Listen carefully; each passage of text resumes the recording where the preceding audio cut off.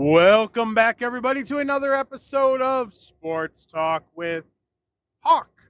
And that is me, and we are ready to rock and roll on this wonderful Wednesday evening. Welcome in, and thank you for listening. Let's dive right in. Training camp has started.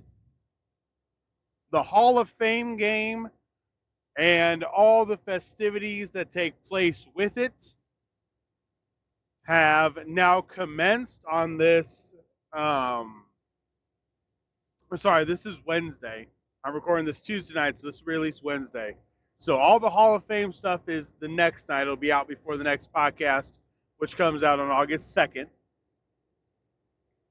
But all the excitement is in the air. The QB battles are heating up. And as the opening segment, we're going to talk about the looming issues. Injuries. MCLs. ACLs.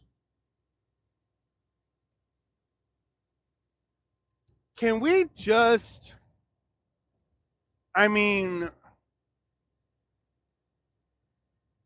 what point do we really need to start looking at how the training is being done, how the playing is being done?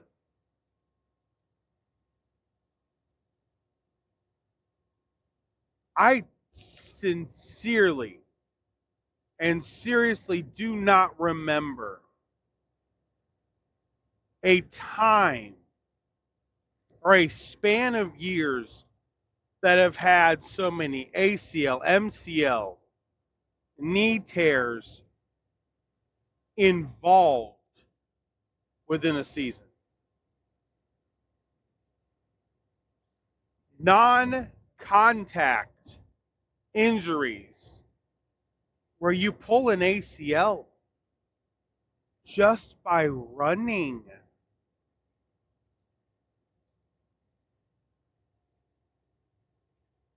I am not a rocket scientist, but I will say this.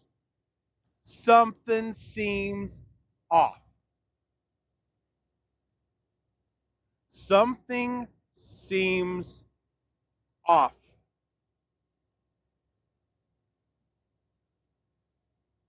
I don't know what it is. I have no clue what it is. But something seems off.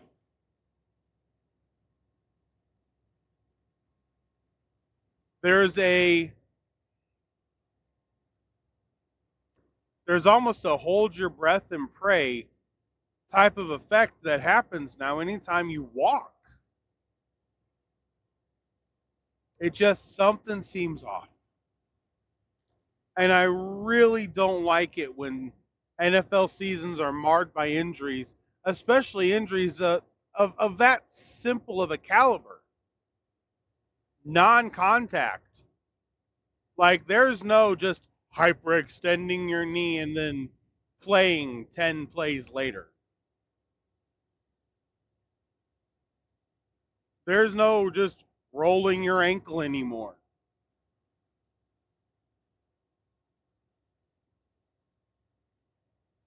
It's gotten ridiculous. It really has. And I guess my hope and, what every fan wants, I don't want the season to only be known by injuries. That's it. As simple as I can put it. All right. Let's dive in. Today we're going to start the NFC North. So the NFC North will be the two that we get done here at the end of this week. So the Wednesday night podcast and the Friday night podcast. We're going to do the Lions and the Vikings on this one. And we're going to do the Packers and the Bears on Friday. So the Lions, who I think are the clear-cut favorites to win this division,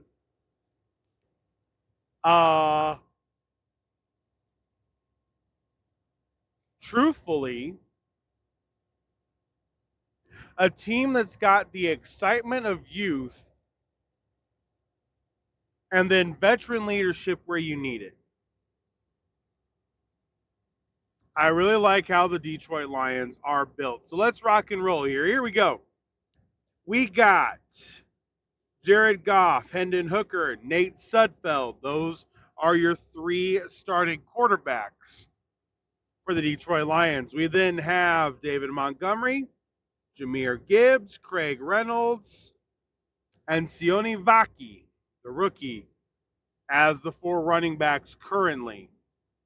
Your receivers, Amon-Ra St. Brown, Jameson Williams, Khalif Raymond, which I think is going to have an even bigger year this year with the departure of Josh Reynolds, Donovan Peoples-Jones, Antoine Green, Traquan Smith are those backups right there. Darius Fountain, Maurice Alexander, and Tom Kennedy are the three basic irrelevant or kick return options for the Detroit Lions there at receiver. Then our tight ends, Sam Laporta, Brock Wright, James Mitchell. Those are your three tight ends right there. Your offensive line, beautiful offensive line. Absolutely beautiful offensive line. We have Taylor Decker, left tackle. Backup, Giovanni Manu. Connor Galvin backing them up. Graham Glasgow. Then we have Keod Owaska. Trying not to butcher it too much. And then we got Ike Bottinger as the backup left guard as well. Frank Ragnow, the longtime center. Duke Clemens backs him up. Kevin Zeller, the former Cleveland Brown guard, is the right guard for the Lions. Backup is Colby Skondal. And then we have right tackle Penei Sewell. Backing him up is Dan Skipper. Offensively, I don't see many issues. The number one offensive line. We got pieces everywhere. We got two running backs that can take over games. Offensively, I don't see an issue. Defensively is where they struggled last year, and this is where they tried to improve. They did try to improve. They tried to get better. It's a base 4-3. It's a defense that runs very much straight up. So Aiden Hutchinson, Mitchell Agunde, Matthew Betts. Those are the three defensive ends on the left side. Alim McNeil, Levi O, Kyle Pecco are the three defensive tackles. DJ Reader, Broderick Martin, Makai Wingo are the other three defensive tackles. Then your right end, Marcus Davenport, John Comiskey, and Josh Paschal are your three right ends. Your linebackers, Jack Campbell, Alex and Zalone, and then Derek Barnes. I like the linebackers. Not that they're great skill-wise. It's not about skill, but I like how they play. Jalen Reeves-Maben is a backup. Malcolm Rodriguez, Ben Newman, James Houston, Duron Gilbert, Malik Jefferson. Those are all your backup linebackers. And then we get to where they really had issues. The secondary was not great. Well, here we go. Carlton Davis, they got in the trade with the Tampa Bay Buccaneers. I really like this trade. I really do. I really think it'll help them. Emmanuel Mosley is the backup there. And then they've got, let me see here. Then they've got Stephen Gilmore. Stephen Gilmore, not Stephon Gilmore. Stephen Gilmore. There is the backup. Brian Branch and Kirby Joseph are your safeties.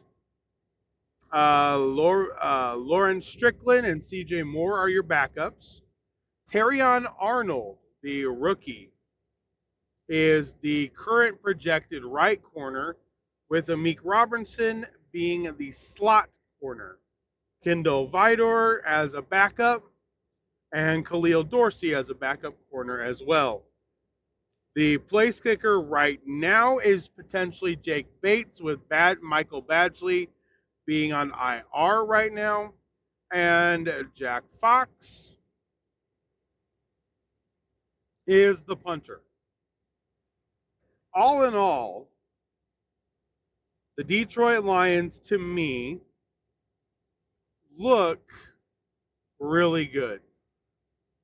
They kept their team together. They've got a plan and an identity. You're not questioning what they are, who they are, how this is going to work, how that's going to work.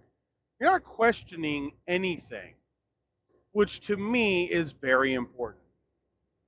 All right, let's jump to the Minnesota Vikings, whom I think really should have done a lot more than they did this offseason. A lot of people said it wasn't bad. Dude, come on.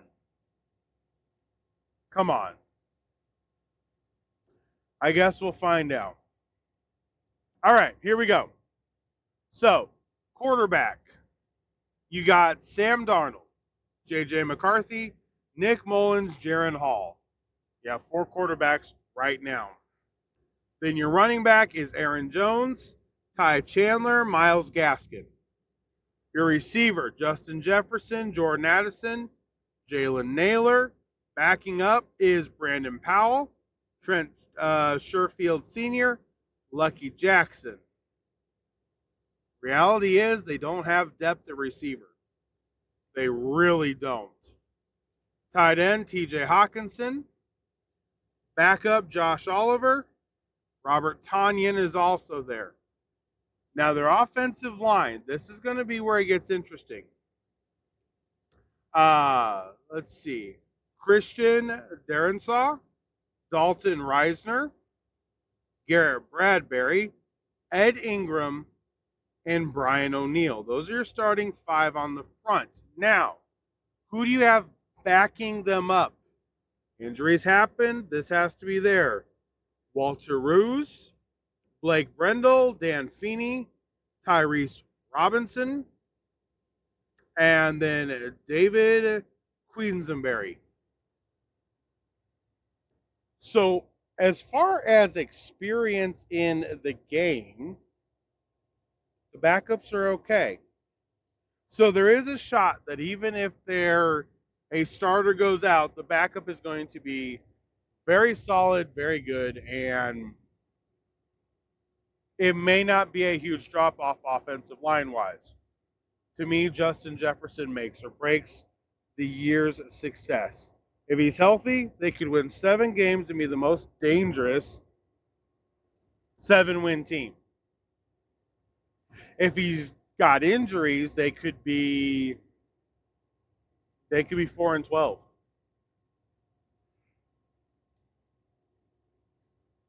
I know. I hear the groans. I hear the moans. I'm going with what I see.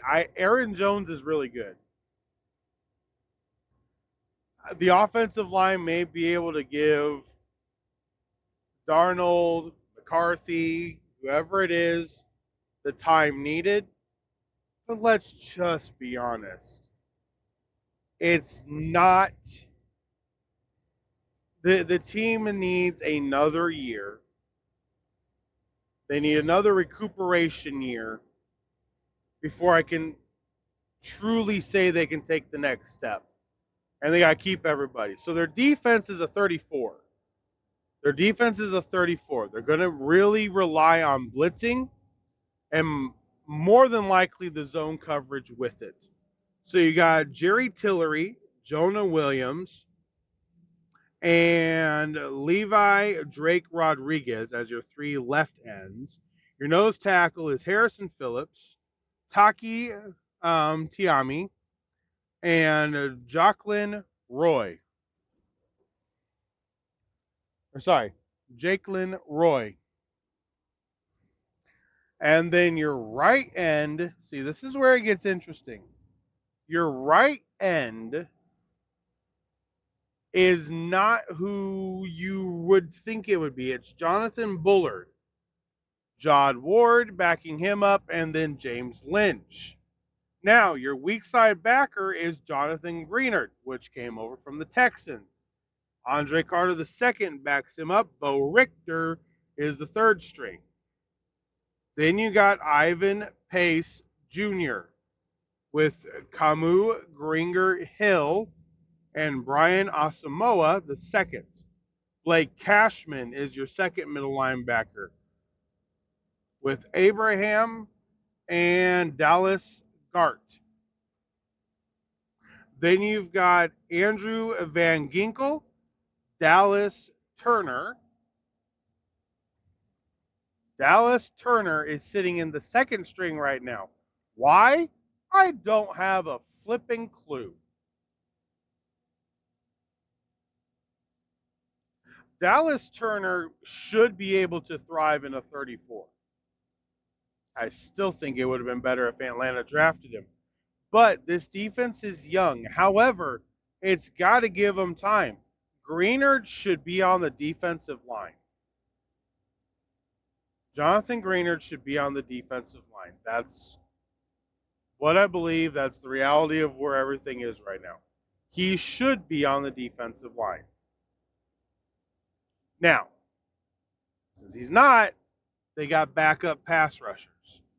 And then you go to your secondary, Byron Murphy Jr., Fabian Morrow backing him, Andrew Booth Jr. as the third string. Safeties, Harrison Smith, Jay Ward backing him up, Byram with Theo Jackson backing him up. Then you got Shaquille Griffin as the other corner with Evans backing him up. Then you got, let's see, the backup is A.J. Green the third. Yes, you heard that correctly, A.J. Green the third. And then you have Josh Metellus as your nickel back. Your kicker right now is Will Reichard, and your punter is Ryan Wright.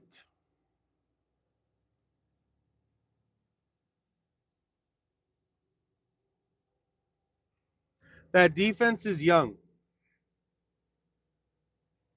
That defense is young. Now, that's just the depth charts. I don't think it's going to change a ton. Injuries will make it change. The injuries will make it change. So that I'm not going to belittle that fact. But the reality with this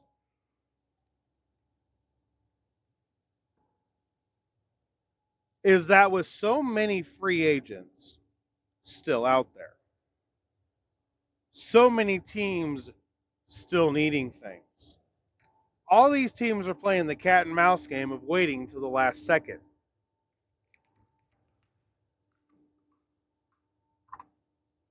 Who's going to be the first one to jump?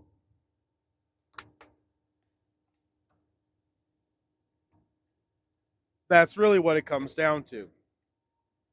Who's going to be the first one to jump? Once the first one jumps, The rest are going to jump too, and people will start coming off the market like hotcakes, closing out their secondary, knowing exactly what they need to do to be in contention. I think there's a misconception right now that because defense is so hard, don't worry about the defense. I'm sorry, did you not watch the playoffs?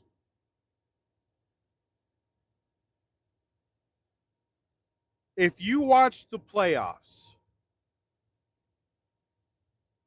everything that you know about football is true. When it comes down to it, defense can win the game. When it comes down to it, the play that you don't make is the play you will lose on.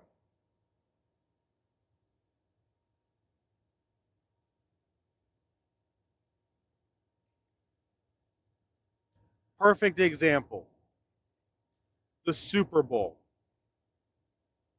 The 49ers were in control. And this is a lot like the Chicago Cubs versus Marlins game with the Steve Bartman incident. Okay? Here's what I'm talking about. A punt gets muffed off of the return player's foot. The punter shanks it. It drops early, hits the player's foot. Chiefs recover. They score. I called that they were going to score right afterwards. Momentum, adrenaline, like that. You're too close to the end zone to be a bend but don't break. You don't have any wiggle room. I didn't feel like that really played into San Francisco's strength. I thought the Chiefs were going to score, and they did. But that didn't put them down on the scoreboard. See, that's where the issue is. You weren't losing. You looked to be in control. The deficit dropped, but you weren't losing, but yet you started acting like you were losing. Your defense played one heck of a game. That 49er defense in the Super Bowl needs to be given a ton of credit for how they played. And Brock Purdy needs to understand that if he wants to get paid, he better take the pressure off the defense in the NFC Championship and the Super Bowl again. Because if the defense has to be under pressure, you're not a quarterback worthwhile. It's one thing to lose, but the Chiefs weren't beating you. The Chiefs weren't beating you in anything.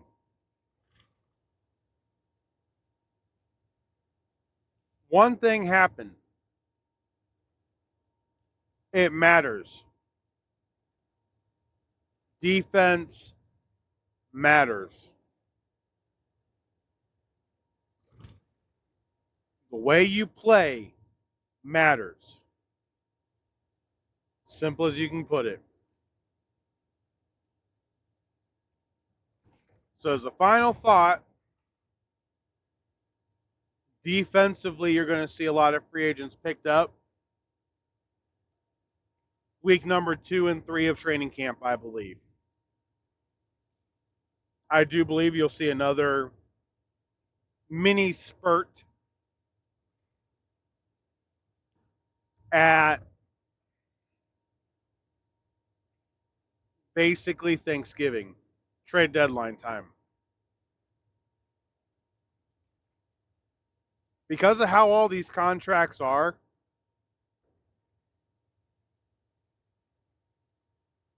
and because of how weak many scouts believe that the 2025 draft is.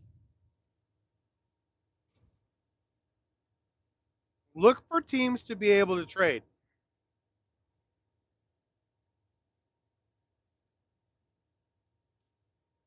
Look for teams that are going to be drafting late in the first round to be able to trade.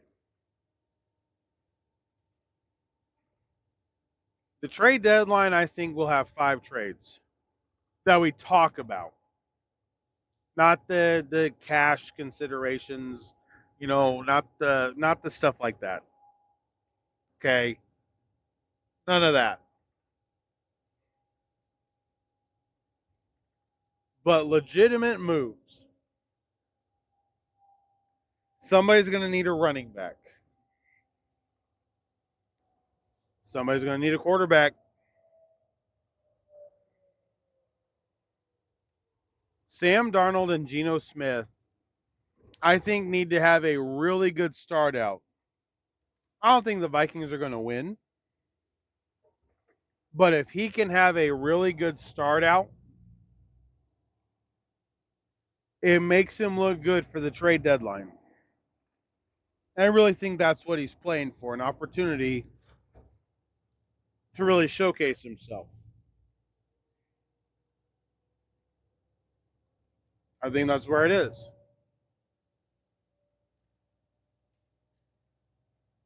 It'll be exciting to watch. I am really excited for it. The buzz is starting to get louder. As we opened up with, injuries can put a downer on it. My only hope is that the injuries wait to happen till during the season when we're actually playing and not just walking around.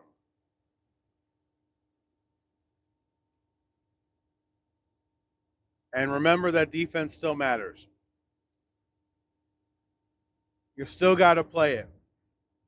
It may be harder than ever to play defense, but you got to play defense. It will help you win a championship. All right, guys, that is all that I got today. The Lions and the Vikings. Depth chart, simple, easy, and straightforward. I appreciate you guys stopping by and listening. As always, hit that subscribe button, please. Hit the like button as it helps the channel's analytics. Ring the notification bell so that every time I release a video or a podcast, you are notified. Makes it easier for you to watch. But excuse me, but besides that, have a fantastic rest of your evening. Sure. Now at the end of the podcast is when I'm going to actually start coughing. Hang on, we got to do sign-offs right. Hold on.